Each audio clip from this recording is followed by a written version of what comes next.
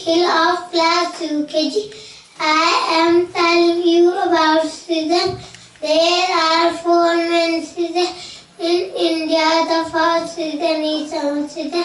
It is very hot in this season. Days are very long and nights are short. We love to eat ice cream. The second is winter season. It is too cold in winters.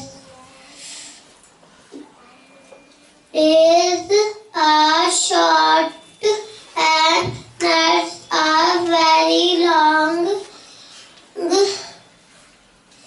We love to go to Shimla to see snowfall.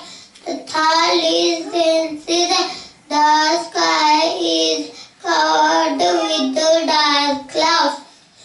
We love to wear raincoat, play in rain. The fourth is spring season. It is the best season of the year. It is not too cold, not too hot. The gardens are full of beautiful flowers.